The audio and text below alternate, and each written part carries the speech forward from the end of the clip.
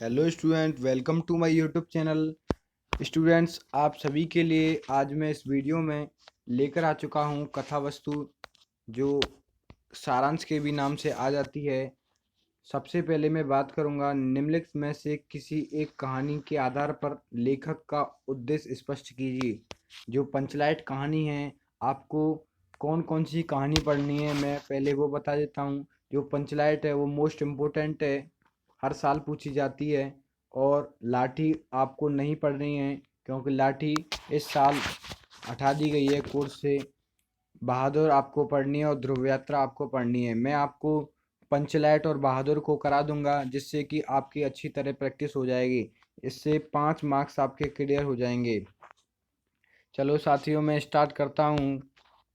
पंचलाइट पंचलाइट का उद्देश्य देखते हैं। क्वेश्चन कैसे बनता है मैंने अभी बताया था। निम्नलिखित में से किसी एक कहानी के आधार पर लेखक का उद्देश्य स्पष्ट कीजिए।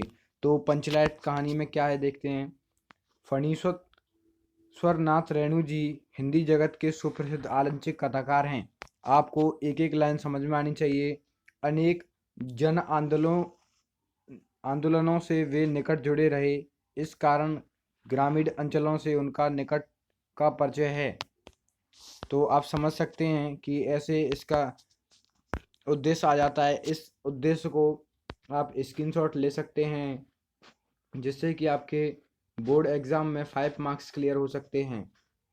ऐसे उद्देश्य पूछ लिया जाता है। उद्देश्य का अर्थ यह है कि लेखक ने जो वो हैं लेखक हैं उन फर्नीसर रेणु, उन्होंने क्या क्या बताया है कि सजीव चित्रण किया है, अलंकार है। पंचलाइट भी बिहार के आंचलिक परिवेश का की कहानी है। शीर्षक कथा का केंद्र बिंदु है। शीर्षक को पढ़कर ही पाठक कहानी को पढ़ने के लिए उत्सुक हो जाता है। जब हम शीर्षक के बारे में सुनते हैं तो हमें कहानी भी अच्छी लगने लगती है। जो रेणु जी हैं, रेणु जी ने एक ग्रामीण अंचल का वास्तविक चित्र खींचा है। एक गोधन है, आपको समझना होगा कि जो पात्र है इसमें एक गोधन है। गोधन की प्रेमिका मुनरी है और पंचों का वर्णन हुआ है। इस प्रकार आप उद्देश्य को समझ सकते हैं, इसे देख सकते हैं उद्देश्य को। अब मैं बात करता हूँ कि दूसरा क्वेश्चन, या अथवा में आप इसको भी कर सकते हैं। अथवा क्वेश्चन आता है कि निम्नलिखित में से किन्हीं एक कहानी का सारांश अपने शब्दों में लिखिए। सारांश के नाम से भी पूछ लिया जाता है, या कथा वस्तु भी कह देता है। कथा वस्तु भी पूछ लेता है ऐसे ही। तो आपको मैंने बताया था कि पंचलाइट आपको पढ़ना है। आपके जो कोर्स में है, ये 3 तो आपके कोर्स में हैं, परंतु ये लाठी है वो कोर्स में नहीं है। इस साल आपको नहीं पढ़ना है।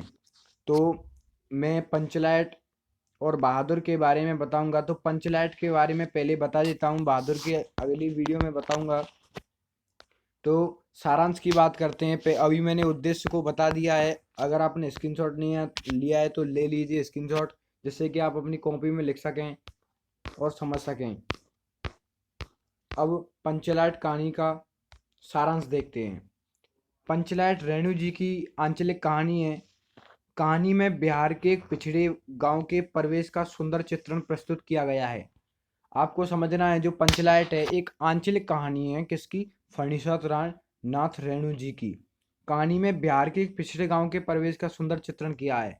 महतो टोली में अशिक्षित लोग हैं। एक टोली होती है महतो टोली। उन्होंने रामनवमी के मेले में पेट्रोमैक्स खरीदा, जिसे गांव वाले पंचलाइट कहते हैं। पंचलाइट को ये सीधे साधे लोग सम्मान की चीज समझते हैं। पंचलाइट को देखने के लिए टोली के सभी बालक, जो टोली में महतो टोली के सभी बालक थे, औरतें और मर्द इकट्ठे हो जाते हैं। सरदार अपनी पत्नी को आदेश देता है कि इस शुभ कार्य को करने से पहले वह पूजा पाठ का प्रबंध कर ले। सभी उत्साहित, सभी एक्साइटेड हो जाते हैं कि पंचलाइट को। परंतु समस्या ये होती है कि पंचलाइट जलाएगा कौन? पंचलाइट को ये गांव वाले जलाना नहीं जानते थे। तो इसी टोली में एक गोदन नाम का एक युवक है। वह गांव की मुन्नी नामक एक युवती से प्रेम करता है। मैंने भी बताया था कि गोदन नाम का एक युवक है जो मुन्नी नाम की एक लड़की से, युवती से प्रेम करता है। मुन्नी की माँ ने पंचों से गोदन की शिकायत की थी कि वह उसके घर के सामने से सिनेमा का गाना गाकर निकलता है।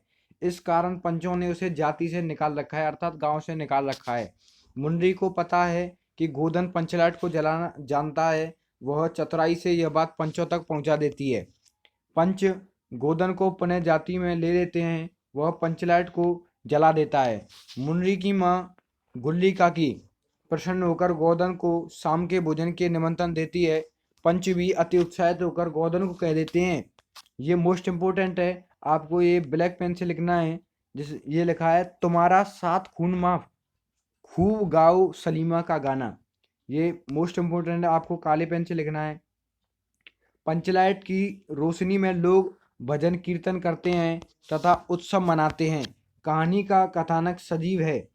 सीधे साधे अनपढ़ लोगों की संवेदना को वाणी देने में रेणु जी समर्थ रहे हैं। इस कहानी में आंचलिक जीवन की सजीव झांकी प्रस्तुत की गई है। अगर दोस्तों आपको वीडियो पसंद आई तो वीडियो को लाइक करें, चैनल को सब्सक्राइब करें, जिससे कि आपको नई नई वीडियो मिलती जाएं और बोर्ड एग्जाम की अच्छी तैयारी हो जाए आपकी। और ज़्यादा से ज़्यादा अपने दोस्तों को शेयर करें। Thank you watching my video.